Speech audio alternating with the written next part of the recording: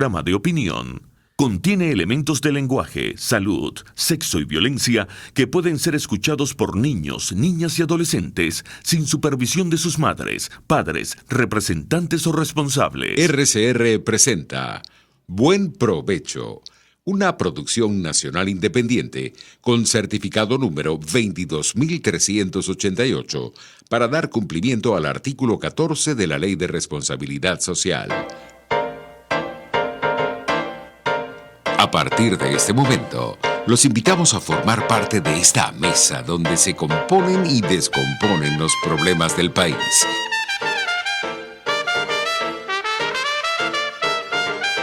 RCR presenta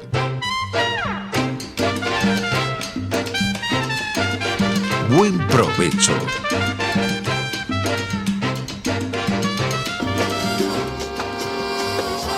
La voz de la diáspora en Buen Provecho con el profesor Tomás Páez. Buenas tardes, querida audiencia global. Este programa llega a ustedes a través de RCR.tv y RCR 750, la emisora pionera de la radio venezolana, bajo la dirección de Jaime Nestares, la dirección general de Jaime Nestares, la gerencia de producción a cargo de Willy Zarcaya, en la producción Carla Sons, en los controles Gregorio González y en la conducción este servidor Tomás Páez. Nos pueden seguir y ver a través de rcr.tv, a través de YouTube, en Periscope nos consiguen en RCR 750. Hoy tenemos una invitada muy particular de Italia, pero antes de presentarla y poder conversar de su dilatada experiencia, nos gustaría precisar algunas cosas que están ocurriendo en el país. La primera es la llamada de España y de la Organización Internacional de Migraciones, dándole continuidad a esa iniciativa de la Mogherini cuando ejercía como Federica Mogherini, cuando ejercía como representante de la Unión Europea, y de el señor Stein, que es el representante de la OIM, de la Organización Internacional de las Migraciones, para el tema migratorio venezolano. Le están dando continuidad a los acuerdos de hace ya un tiempo en la última reunión en la que participaron más de 300 organizaciones caritativas en el mundo, preocupadas, y esto lo recalco porque es el interés internacional en el tema de la migración venezolana y en la situación hoy día en el marco del coronavirus que está afectando a quienes necesitan trabajar todos los días y que no lo pueden hacer debido a las estrategias del confinamiento y las cuarentenas. Entonces hay que felicitar esta iniciativa de España que se va a realizar el día de mañana. La otra cosa tiene que ver con, digamos, los millones de contagiados por el coronavirus y la cantidad de fallecidos. Eso está creciendo en Latinoamérica de una manera preocupante, en el caso de Perú de una manera preocupante, también en el caso de Argentina. Venezuela no sabemos porque, digamos, hay que esperar los datos de la gente seria, de la Universidad Central de Venezuela, de la gente de medicina tropical, de los médicos especialistas, de los infectólogos, para saber en realidad lo que está ocurriendo, porque como he dicho a las Naciones Unidas, la aplicación de algunos de los sistemas de evaluación, que debe haber muy pocos en Venezuela, no responden y son poco creíbles, ¿no? Es como un poco con el caso de la gasolina. Yo no sé qué puede celebrar un país que antes exportaba gasolina, que le llegaran unos tanquecitos, digamos, unos barquitos para, yo no sé cuánto durará eso, 2, 3, 4 semanas, y para el negociado de algunos, pero nadie se puede vanagloriar de recibir gasolina en un país que antes la exportaba, ¿no? Entonces ya eso de verdad que es el sumum es así como preparar la inauguración de una poseta, digamos, es una cosa, digamos, a nadie se le ocurre en un país serio hacer esto.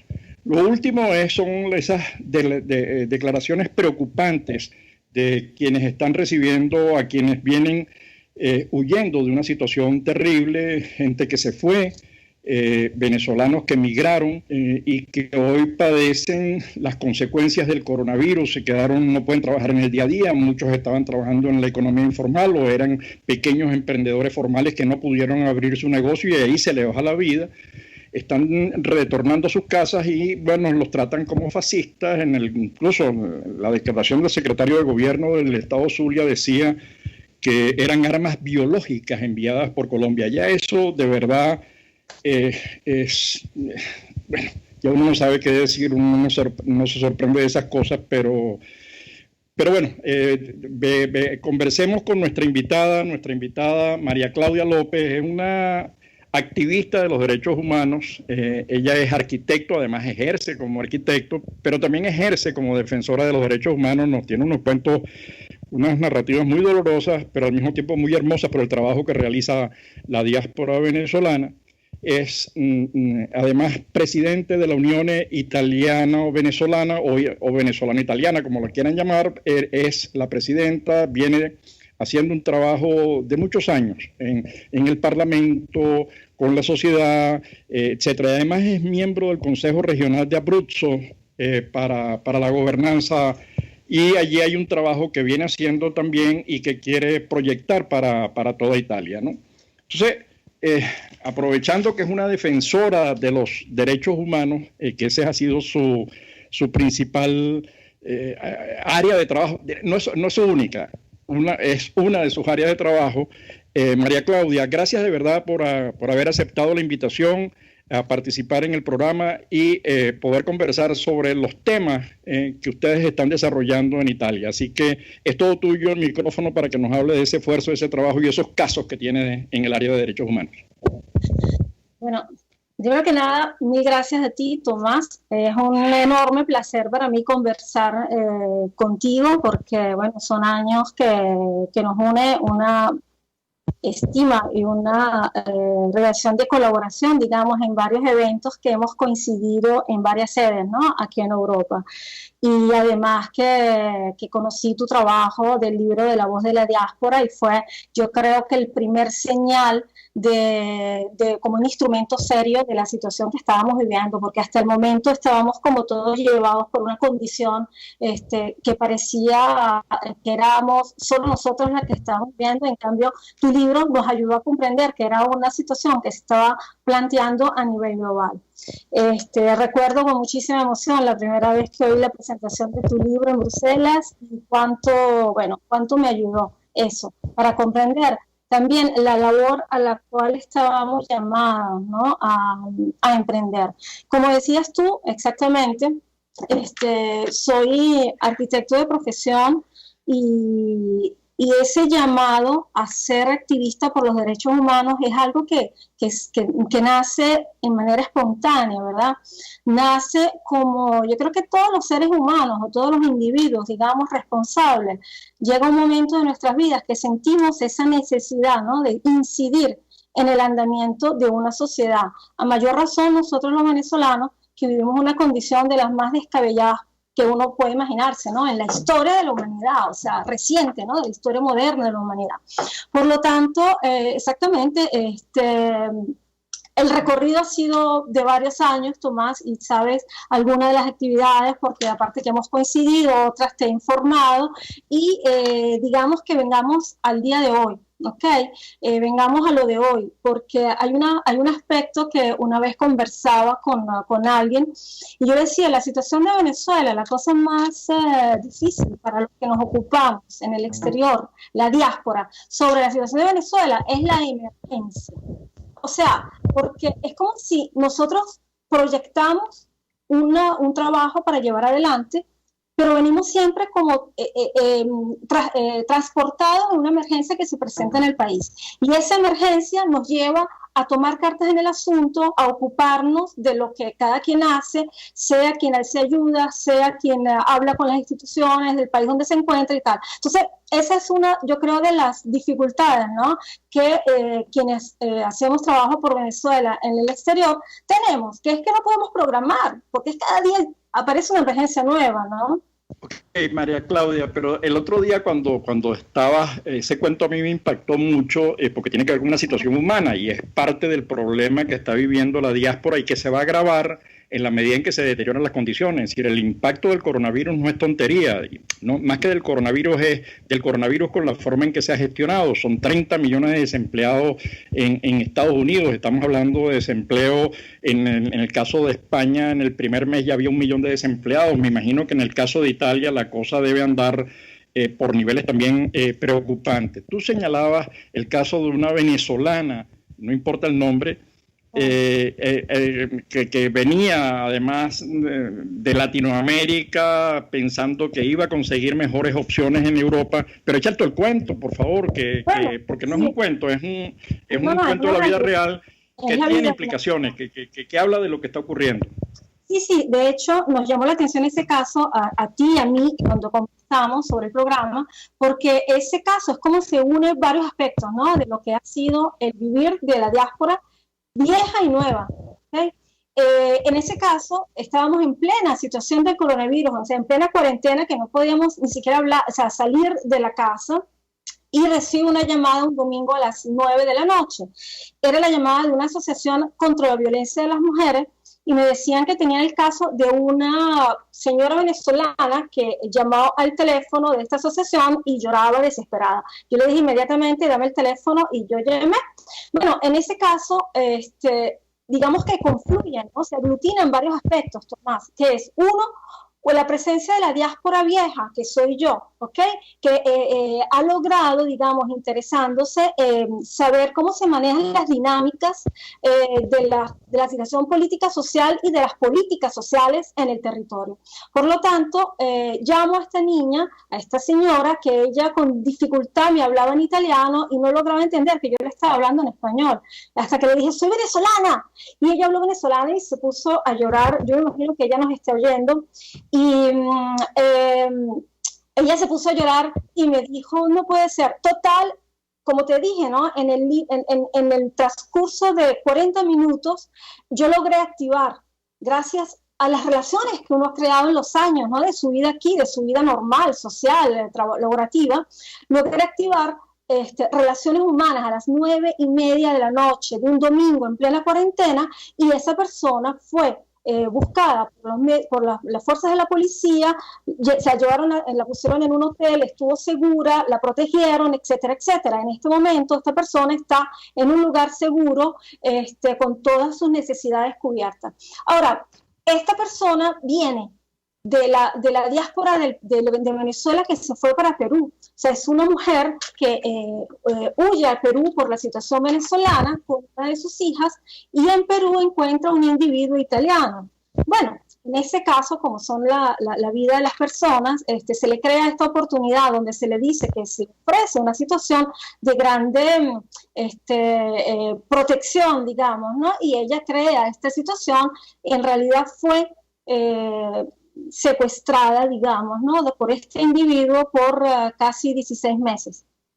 Y ella ese día, esa noche, logró escaparse sin documentos, sin nada. Entonces, este es un caso que pasó en el último mes, digamos, y casos como digamos, humanos y muy tocantes, como yo te decía, que a mí me interesa muchísimo. Esta plataforma que nosotros creamos hace más de un año, que se llama Unión Ítalo-Venezolana, tiene este objetivo primordialmente, Tomás, que sea como un transatlántico, una nave, un contenedor que pueda acercar y contener los ciudadanos ítalo-venezolanos que estén en el mundo, porque es que las situaciones, las dinámicas son muy diferentes.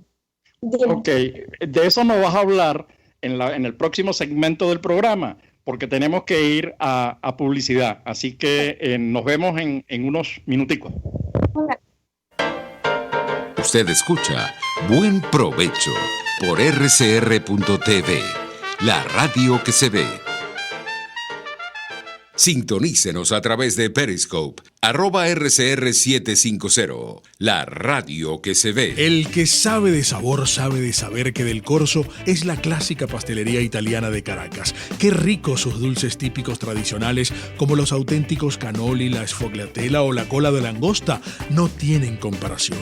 La pasta seca de almendras y chocolate o su gran variedad de tortas, cumpleaños, bodas, bautizos o comuniones, reuniones familiares o eventos corporativos. Teléfono 0212-941-1971. Pastelería Del Corso, la pastelería italiana por tradición y excelencia. La casa siempre estará abierta. Juntos, ustedes y nosotros, tenemos el mismo sentir. Hace muchos años yo trabajé aquí en estos estudios. Siento una gran emoción y orgullo porque el trabajo de RCR, desde su director general hasta las personas que trabajan en los pasillos, los productores, los periodistas, son unos grandes valientes venezolanos, y quería darles un reconocimiento y también apoyo por parte de nosotros a esta gran labor que no va a parar jamás. Todos somos RCR. Escúchanos en Sin Estrés con Verónica Oliveros, de lunes a viernes a las 3 de la tarde por rcr.tv, la radio que se ve. RCR 750 AM, porque lo bueno une.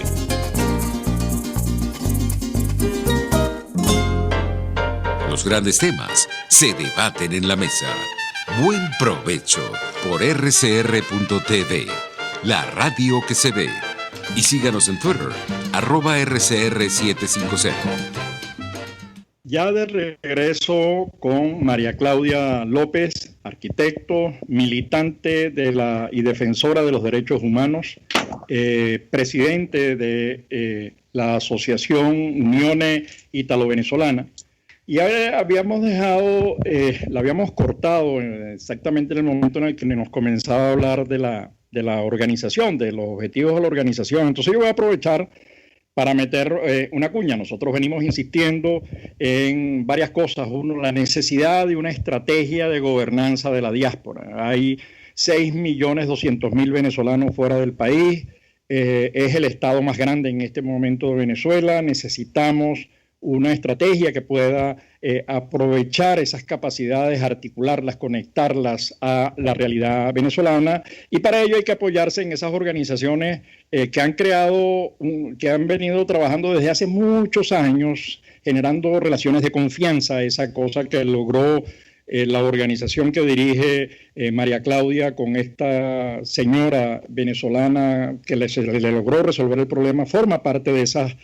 Pero esa unión, ya ella nos va a explicar exactamente qué consiste. Ha venido haciendo un trabajo que se ha hecho en condiciones difíciles, porque recuerdo todavía cuando nos encontramos en Italia, uno consigue algunos diputados, en caso concreto del PD, que veían, decían que en Venezuela existía una democracia así casi como que boyante, ¿no? Es así como el señor Errejón que ve a los niños venezolanos rollizos, ¿no? Que los ve comiendo 3 veces al día. Yo no sé si es que tiene que cambiarse los anteojos, pero entonces ese trabajo de convencer, de demostrar, las universidades son muy reacias, hay un discurso. Entonces, tú que has vivido todo esto, échanos el cuento, uno de lo que hace la Unione, los logros que ha tenido en las distintas áreas, ese logro que han tenido con el Senado, han logrado un montón de cosas, así que por favor, María Claudia. Sí, realmente ese es otro de los aspectos de quien, como yo, nos hemos ocupado desde hace años en informar las instituciones, europeas en este caso, sobre la situación venezolana. Bueno, yo digo siempre que hace 10 años, cuando le decíamos a los políticos europeos que en Venezuela no había democracia, nos decían que éramos exagerados. Después empezaron a entender que la situación era esa. Después, cuando empezamos a decir que era una dictadura y que era una narcodictadura, nos decían no, por favor, es exagerado, etc. Ha sido un trabajo, una faena, digamos, ¿no? Que ha llevado un proceso. En ese proceso, recuerdo exactamente, visto que tú nombras el Senado, ese evento que gracias, y yo insisto muchísimo en lo que han sido las características de la diáspora y de la cual yo soy testigo, porque en el 2015 organizo un evento en el Senado y esas cosas se dan gracias a las relaciones familiares, sociales que durante los años, ¿no? se han cultivado, ¿no? con la vida en el territorio. Entonces, logro a través de estas relaciones organizar un evento en el Senado donde estaban presentes más de 25 senadores y que la cosa interesante eran que eran dos comisiones, la Comisión de Derechos Humanos y la Comisión de los Italianos en el Exterior. Bueno, en ese caso, la cosa importante es que fue una presencia transversal de todos los partidos políticos, de todos los exponentes, de todos los partidos políticos. Fue interesante porque empezamos a hablar, yo recuerdo que estaba en ese momento todo el caso de los ajusticiamientos en la cabeza. Bueno, digamos que lo que hicimos fue narrar lo que pasaba en Venezuela y fue el primer evento que se hizo en el Senado y de allí han venido muchos, Tomás, se han involucrado nuevas personas en esta actividad, no solamente yo, obviamente, hay varias personas y cada quien, digamos que trata de hacer muy bien seguramente lo suyo y la cuestión es esta, que la polarización política en Europa es muy fuerte y tú sabes perfectamente porque tú en España seguramente has enfrentado esa situación, como lo hemos enfrentado en el Parlamento Europeo, las veces que también hemos coincidido allí, ¿no? Como algunos grupos que son exactamente totalmente polarizados no se abren al debate simple de la realidad venezolana. Entonces, en este caso, digamos que muchas veces los aliados más importantes que hemos tenido son aliados que digamos que son exponentes de partidos que ideológicamente no son asociados al internacional socialista, ¿no? Bueno, eso nos ha llevado a hacer un trabajo transversal y algunas actividades las hemos hecho también en unión, porque hay exponentes del Partido Democrático que han sido grandes aliados y nos han apoyado muchísimo, pero de hecho ha sido un trabajo arduo, sobre todo de información, porque no podemos definir la situación venezolana tratando de catalogarla en una simpatía partidista, ¿no? Y eso ha sido un trabajo importante. Ha sido un trabajo importante también, eso con respecto a la lobby política, también a lo que se refieren las problemáticas de la diáspora italo-venezolana, porque bueno, que es como decíamos, es que la diáspora italo-venezolana tiene una característica muy, muy, muy particular, que es diferente a la diáspora, por ejemplo, en Latinoamérica, que tú sabes perfectamente, porque la diáspora italo-venezolana tiene la característica que casi todos los componentes tienen una relación por X, A o Y a un origen italiano. Y bien, eso te da, por un lado, te da algunas facultades porque puedes acceder, digamos, ¿no? A algunos privilegios, entre comillas, pero otros, digamos, te cohíbe porque, como sabes perfectamente, en España igualmente es mejor ser asilado político que ser hijo de español, porque puedes acceder a unas ayudas, ¿no? Ahora que estás diciendo eso de Italia, ¿no? Si nosotros recibimos en la década del 50, digo, Venezuela recibió algo así como 300 y tantos mil italianos en esa década. Además, siempre lo digo, con ellos no solamente llegaron edificaciones, diseños, etcétera, etcétera, también llegó las cafeteras Gaya, ¿no? No sé si le estoy haciendo publicidad, pero es la cafetera que uno veía en todas las cafeterías de las bombas del país. Con ellos llegó la pasta, digamos, nosotros no éramos exactamente un país consumidor de pasta y al final creo que somos el segundo o tercer país consumidor de pasta per cápita en el mundo. Entonces, obviamente esos 300 y tantos mil tuvieron hijos y tuvieron nietos que están esparcidos por todo el mundo. Dice... ¿cómo se llama él? D'Ambrosio, que de la familia de D'Ambrosio hermano, que vendían vehículos en Venezuela, que es el director de Itálicos, que hay más de 200 millones de itálicos en el mundo. Por supuesto, en el caso de la migración venezolana a Italia hay un tema que también media, que es la lengua. Incluso muchos de los hijos de italianos ni siquiera hablan bien la lengua, porque no la practicaron a pesar de haber estudiado en colegios italianos, tienen dificultades para relacionarse. Tú dices que la mayoría es tu impresión, es tu conocimiento, además después de tanto trabajo hecho en Italia. Muchos de los que están en Italia, de la diáspora venezolana en Italia, tiene que ver con el origen, gente con doble nacionalidad, etcétera. ¿Es lo que tú percibes? Sí, la mayor parte sí. Y si no es directo, es el hermano que está casado con la hermana. O sea, llegan seguro a través de una relación. Y bueno, después de repente llega el amigo de ese hermano, ¿verdad? Pero casi todos tienen una relación familiar que tiene un origen italiano, casi todos. Y la cuestión es que es verdad lo que tú dices, o sea, no todos los descendientes italianos hablan italiano, no todos. Y no todos quieren estar en Italia.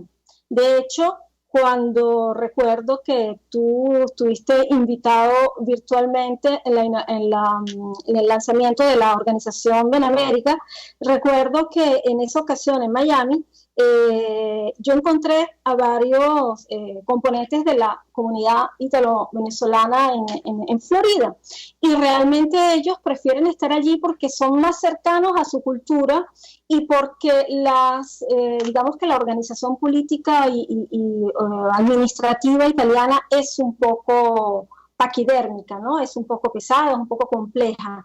Y tengo que corregir una cosa, yo formé parte de ese consejo de los italianos en el mundo, a que tú te referías. En este momento actualmente no estoy dentro, pero realmente en el periodo, en los años que estuve allí dentro, mi mayor hincapié que hice era, mira, ustedes están perdiendo una cantidad de valores de moneda, ¿ok?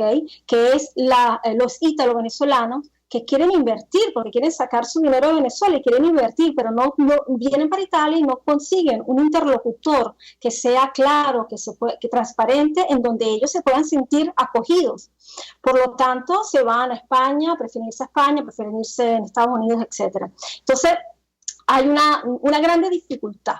Y los italo-venezolanos se sienten no acogidos, y muchas veces yo que no tengo sangre italiana, me tengo que defender, digamos, ¿no? Los orígenes italianos, porque no se sienten acogidos, no hay leyes que protejan la situación crítica de Venezuela. Y ese es otro de los aspectos que queríamos conversar, por el cual, digamos, tú nos estás apoyando en ese proyecto que estamos llevando adelante. Ahora, María Claudia, a mí me parece que es importante insistir como historia de vida, digamos, en varias cosas. Uno, ustedes tienen una organización, pero además tienen una experiencia acumulada, han participado en miles de actividades promovidas por venezolanos, y pueden ver la diferencia entre los obstáculos iniciales y los actuales, ¿no? Luego, esto para mí tiene una especial importancia porque nosotros tenemos en este momento más o menos 1.000 organizaciones diaspóricas en todo el mundo. Estamos hablando de venezolanos en 300 ciudades y 90 países. Son organizaciones que vienen trabajando y con las uñas, además, ¿no? Que se conectan, que luego de terminar del trabajo normal invierten en una organización, digamos, compran el cafecito, el refresco, el pancito, para hacer la reunión, incluso alquilan locales o consiguen locales con organizaciones amigas de los gobiernos regionales o de las universidades, etcétera, pero es un esfuerzo. En una estrategia de gobernanza de la diáspora, esas capacidades hay que utilizarlas, y esas capacidades hay que utilizarlas montadas sobre la base de la confianza, de gente que crea en la otra gente, que haya coordinación, porque hay respeto al otro, porque hay un reconocimiento del trabajo realizado. Entonces a mí me gustaría que tú nos contaras esa diferencia entre aquel antes que costaba explicarle los temas a mucha gente y el hoy en el que ya hay mucha gente convencida, y eso ha pasado con los periódicos, ha pasado con las universidades, ha pasado con los parlamentarios y con los partidos políticos. ¿Cuál ha sido esa experiencia? ¿Cómo la evalúas? Antes de entrar al otro tema que me parece que también es de cara al futuro, qué es lo que hay que hacer y qué es lo que están pensando ustedes hacer en Italia. Sí, mira, sí, las cosas son diferentes porque esa barrera, ¿no?, que tuvimos que romper, se rompió. Se rompió porque estalló la situación venezolana y porque todos los medios de comunicación gritaron en la cara a lo que tal vez algunos no querían aceptar, pero otros ya lo sabían y nos estaban apoyando. Entonces se volvió digamos, de conocimiento público, ¿no?, toda la situación de Venezuela. Allí hay varios aspectos, Tomás. Un aspecto, y digamos que lo tengo que definir de esta manera porque es la realidad, es el aspecto político, que a nosotros nos interesa muchísimo. Nos sirve, ¿de qué manera? Nos sirve porque al político hay que entregarle temas, en bandeja de plata para poder debatir y para poder proponer y para poder hacer su trabajo, que me parece perfecto, ¿no?, que lo haga. Por lo tanto, nosotros, la situación venezolana y la situación de los ítalo-venezolanos se ha convertido para algunos políticos en un tema, digamos, para llevar su bandera, ¿verdad?, y exponerla y usarla y todo lo demás. La cosa a nosotros nos interesa y me parece correcto porque es hecho en manera transparente y está bien que hace su trabajo. La cuestión que no logramos aún ir más allá es con respecto a las necesidades de la comunidad italo-venezolana en territorio italiano y en territorio venezolano. ¿Ok? ¿Por qué? Porque las necesidades que tenemos los ítalo-venezolanos, y cuando yo digo ítalo-venezolanos no hay que entenderlo como un origen de sangre mezclado, más un origen de cultura mezclado, porque yo soy ítalo-venezolana pero no tengo para nada sangre italiana, ¿verdad? Entonces, la problemática de los ítalo-venezolanos, de la comunidad ítalo-venezolana en Italia, que son muchísimas porque no tenemos un interlocutor que pueda entender las dificultades, porque es que mira, hay dificultad hasta para activar un derecho a ciudadanía, que la ley lo dice y está escrito en todas las partes, pero hay desinformación en las oficinas de un pueblito o de las mismas grandes ciudades. Entonces, una de las cosas que bueno, ya ahí pasamos a hablar de lo que se puede hacer. Pero entonces, para volver a tu pregunta, las diferencias, digamos, son con respecto a la acogida del tema, pero no a las políticas necesarias de la comunidad, ni en Italia ni en Venezuela. Ni en Venezuela, porque en Venezuela hay italianos que están y nos escriben constantemente, cotidianamente, a las redes sociales de la Unión Ítalo-Venezolana, nos escriben pidiéndonos ayuda porque no tienen un interlocutor. En este momento hay un nuevo cónsul, Occhi Pinti, en la ciudad de Caracas, al que le hemos escrito personalmente para que se ocupe de estas situaciones. Entonces, no hay un cambio con respecto a la acogida del tema, igualmente a lo que ellos manifiestan públicamente, pero no en las políticas activas. Ok, entonces eso nos deja el espacio para cuando abordemos en el próximo segmento todo lo que ustedes están pensando hacer, todo lo que ustedes creen que es necesario hacer, dada la experiencia acumulada por el trabajo realizado. Pero además, me parece importante que dimensionemos el peso que tiene Italia. Nosotros creo que debe haber 9 o 10 casas Italias en Venezuela esparcidas por cada uno de los estados. Los grandes estados del país tienen una casa Italia, es decir, en cada lugar tenemos una pizzería, una cafetería, una presencia de la cultura italiana. Pero de eso y de todos esos proyectos vamos a hablar al regreso. Usted escucha Buen Provecho por rcr.tv, la radio que se ve. Puedes seguirnos en nuestras redes sociales.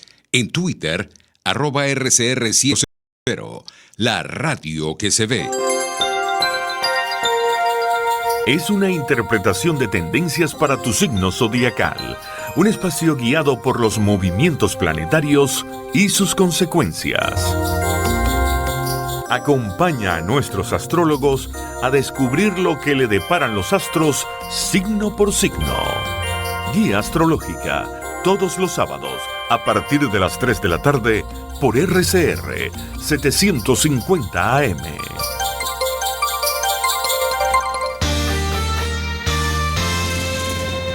Los temas de actualidad más relevantes son expuestos a la luz de La Linterna. Diego Bautista Urbaneja le invita a formar parte de este ameno espacio de charla y análisis con una buena taza de café y al son de buena música. La Linterna, de lunes a viernes, a partir de las 2 de la tarde, por RCR 750 AM.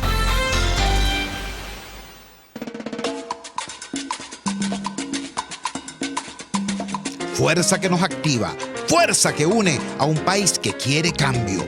Mi nombre es Chuo Torrealba y estoy contigo desde las 5:30 de la mañana para que te enteres de todo lo que acontece dentro y fuera de un país en crisis, un país que quiere cambio y libertad. Unidad, la fuerza es la unión, de lunes a viernes desde las 5:30 de la mañana con Chuo Torrealba, solo por RCR, porque lo bueno une. Moisés Naim en Efecto Naim. Hola, soy Moisés Naim desde Washington. Conéctese a rcr.tv. También nos puede seguir por @Efecto Naim en Twitter. Y estamos en Facebook y en Instagram. Y no olvide que puede disfrutar todos los contenidos del programa cuando usted quiera, suscribiéndose a nuestro canal de YouTube. Nos vemos en la radio. Los miércoles y viernes a las 7 de la noche. Solo por RCR 750 AM. Antes de empezar el día, entérese de lo que acontece en el país junto a Pedro García Otero en Titulares de la Mañana. De lunes a viernes a las 6:30 de la mañana. Acompáñelo y empiece su día bien informado. Titulares de la Mañana con Pedro García Otero. Solo por RCR 750 AM. Porque lo bueno une. Cómo prevenir enfermedades, cómo actuar en casos de emergencias médicas, cómo mantener una buena calidad de vida. Todas estas interrogantes tienen su respuesta en RCR Salud. Todos los domingos, con el Dr. José Eduardo Troconis, comparte con nuestros oyentes notas de bienestar físico, salud mental y social para el buen desarrollo del ser humano. RCR Salud, todos los domingos a las 10 de la mañana, por RCR. RCR 750 AM. Porque lo bueno une. Los grandes temas se debaten en la mesa. Buen provecho por rcr.tv, la radio que se ve.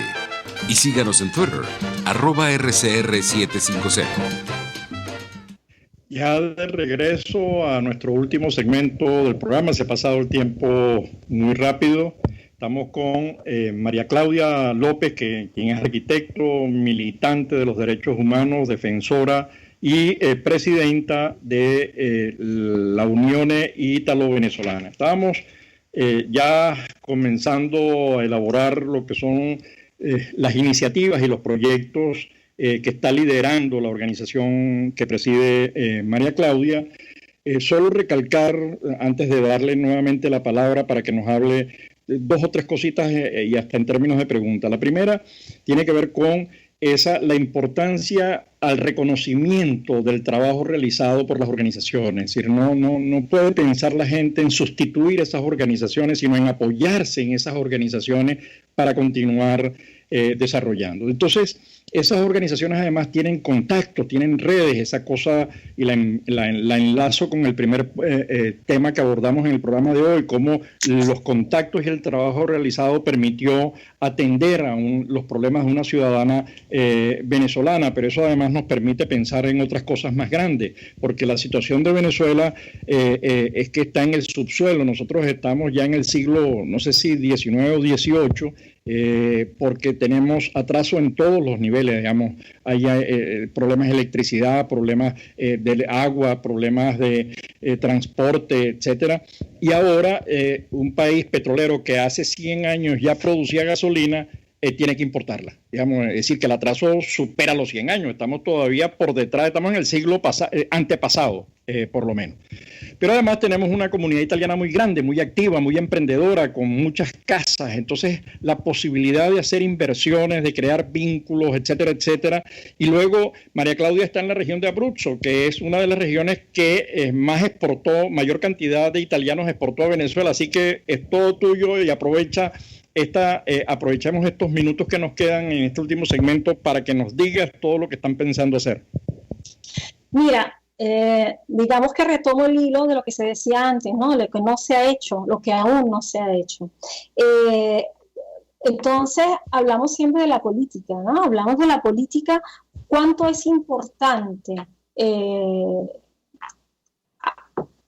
empujar, digamos, ¿no? Ese peso político que la comunidad italo-venezolana tiene. Y ese es uno de los objetivos más grandes que personalmente he tenido desde hace años y que aún logramos, digamos, ejercer ese poder que ya se empieza a entender, pero que no está organizado. Por lo tanto, y eso es lo que nos interesa y a eso estamos abogados, decimos, en este momento para aglutinar, digamos, ¿no? todos estos valores, porque hay más italianos, más venezolanos en Italia de lo que uno se puede imaginar, o sea, realmente, y eso lo hemos notado cuando hicimos la actividad del 16 de julio, y bueno, y en otras actividades, las últimas que hicimos al principio del año del 2019. Bueno, entonces, vamos a los proyectos. Los proyectos son estos. Primero que nada, invito a visitarnos en nuestras redes, a mandarnos mensajes de lo que proponer, ¿no? Digamos, las personas que quieren activarse, que quieren formar parte de esa comunidad venezolana activa, que logra cosas. Entonces, la cosa más importante, una de las prioridades nuestras, es ese proyecto al cual tú, digamos, estás con nosotros porque te hemos llamado justamente para que nos asesores y para que seas nuestro consejero, que es ese instrumento de contarnos, ¿no? De contarnos por regiones, y hemos adelantado, ¿no? Algunas conversaciones con algunas regiones italianas para implementar este proyecto de censo, ¿verdad?, de nuestra comunidad. ¿Por qué el censo es importante? Bueno, es importante porque es el único modo que tenemos de hacer ver a las instituciones italianas cuántos somos.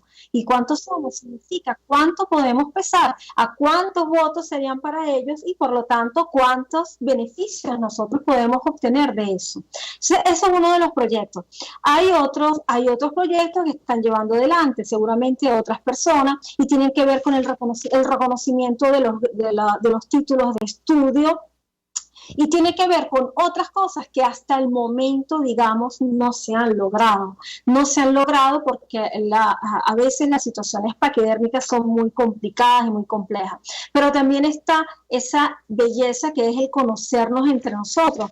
Te comenté algo de ese caso, de ese joven venezolano que por medio de otra asociación que está presente en Toscana me llamaron, y gracias, repito, insisto, gracias a las relaciones sociales que la vida de la diáspora venezolana nos han permitido, que logramos ayudar a personas, como en ese caso de ese joven que le regalamos un sueño, Tomás, un sueño de 2 meses y después él murió. Pero todo eso se logró gracias a la presencia de una diáspora tan particular como es la nuestra.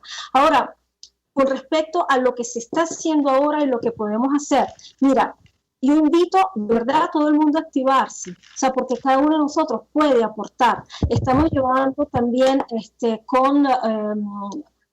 por ejemplo, con la organización TASLA, que se está interesando en el caso de un ítalo-venezolano que está desaparecido en Venezuela. Entonces, por medio de la organización, tratando de crear, ¿no?, ese puente, ese contacto, ese trabajo importantísimo que tantas organizaciones en el mundo están llevando adelante por temas diferentes, presos políticos, violación de los derechos humanos de cada tipo y las necesidades de nuestra comunidad. Entonces, mira, el tiempo de verdad se pasó de un modo muy ameno, Tomás, y bueno, no tenía la menor duda.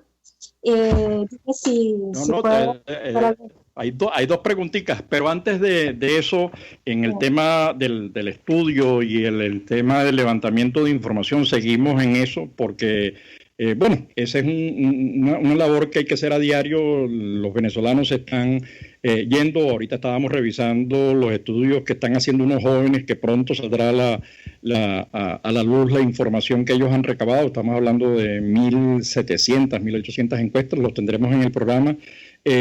Hablando de cómo la gente está viendo la situación y quiénes están pensando en migrar. Esto agrega información, pero hay otros trabajos que se están haciendo y esto lo aprovecho para hacerle la publicidad a este estudio. Es un estudio que está llevando a cabo un conjunto de universidades lideradas por la Universidad de Portugal, y otra en Estados Unidos. Se pueden conectar a www.aparto, y entonces deletreo GETHERSTUDY.org. Digamos, es together, juntos, estudiando el tema de cómo está impactando. Es una encuesta que tiene unas cuantas preguntas, se está distribuyendo en el mundo para recoger información acerca de cómo está impactando el coronavirus a los migrantes. Una propuesta de la profesora que también la hemos tenido en el programa, que forma parte de ese macroestudio, la profesora Beatriz Padilla. Entonces, con Italia hay varios temas pendientes. Hay una cosa que a mí siempre me ha llamado la atención. Cuando nosotros comenzamos el estudio por allá por 2014, empezamos a buscar datos, ¿no? Porque en Venezuela no existía información. Antes la información se recogía por país. Ya eso no tiene sentido, digamos. Saber que hay 1 millón, 2 millones de venezolanos en Colombia no tiene sentido. Lo interesante allí es saber dónde es que están, si están en Cúcuta, en Riohacha, en Santa Marta, Barranquilla, Bogotá, Cali o Medellín. Ya ese es porque allí los efectos son diferenciales. Igual en el caso de Italia, que es un país muy descentralizado, no es lo mismo estar en Abruzzo que en Emilia-Romagna o en el norte, que además ha sufrido, o en Cosenza, Calabria, o en Salerno, o en Nápoles, donde hay también una migración italiana muy fuerte hacia Venezuela. Entonces, ¿cómo están viendo ustedes? Porque tú has hecho algo que a mí me parece importante, que no dijiste hoy, pero que me parece que es clave, que es cómo las regiones, no solamente el peso político que tienen las diásporas en todo el mundo, y en el caso en particular de la venezolana en Italia y en España y en Francia y en Estados Unidos o en Colombia, sino cómo ese trabajo con las diásporas hay que hacerlo en el plano local, que al final es el espacio donde se producen las diásporas. Es decir, la diáspora no llega a Italia, la diáspora llega a Abruzzo, a Salerno o a Calabria. Sí. Bueno, tú has hecho una reflexión sobre eso, entonces nos gustaría que nos dijeras eso antes de cerrar el programa, María Claudia. Rapidito. Sí, bueno, la reflexión simplemente es activar lo que son los gobiernos regionales, que tienen sus propios fondos, que tienen sus propias políticas y que tienen su propia autonomía, entre comillas, para sobre todo acudir lo que pueden ser las necesidades de la comunidad italo-venezolana. Y esto, digamos, es una información que a veces no se tiene, o sea, que la comunidad no tiene, porque no tiene acceso, porque no tiene la información, ¿no?, sobre eso. Entonces, eso es importante, por eso es importante la plataforma, es importante informarse, es importante o sea, poder activar planes pilotos, ¿verdad?, proyectos pilotos que puedan servir para replicarse en todas las regiones y poder llegar, digamos, a las necesidades de toda la comunidad, que es el objetivo nuestro. Bueno, yo creo que ese trabajo que viene haciendo, que lo dibujó de manera sintética, ella pudo haberlo hecho más largo, pero lo hizo muy sintético, pero por ahí van los tiros, digamos. Yo creo que el esfuerzo que tiene que hacer la diáspora y la estrategia de gobernanza de la diáspora, que la necesitamos con urgencia, es empezar a pensar no solo ya en el plano país, que si hay tantos venezolanos en no sé dónde, sino en el plano local, porque los impactos son diferenciales. Los niveles de desarrollo de Milán o de la Emilia-Romagna o de Nápoles o de Sicilia son distintos y los efectos de la diáspora son diferentes. Entonces, hay que buscar una estrategia que se adecúe a esas realidades para que tenga sentido. Y para ello hay que apoyarse en las organizaciones existentes, hay que reforzarlas y no sustituirlas, hay que apoyarlas y no sustituirlas, sino desarrollar conjuntamente, aprovechando esa experiencia acumulada de contactos, de confianza y de capacidad de convocatoria. Así que, María Claudia López, gracias de verdad por tu trabajo, gracias por habernos dado este espacio y gracias por continuar dirigiendo la Unión Ítalo-Venezolana en Italia. 1.000.000. Gracias a ti, Tomás. Cierro con esto. Casi toda la diáspora venezolana sueña con regresar a Venezuela. Y ese es otro aspecto. Gracias. Gracias. Nos vemos el próximo lunes a la misma hora. RCR presentó Buen Provecho. Síganos en Twitter en @RCR750. RCR 750 AM, porque lo bueno une. RCR presentó Buen Provecho, una producción nacional independiente con certificado número 22.388 para dar cumplimiento al artículo 14 de la Ley de Responsabilidad Social.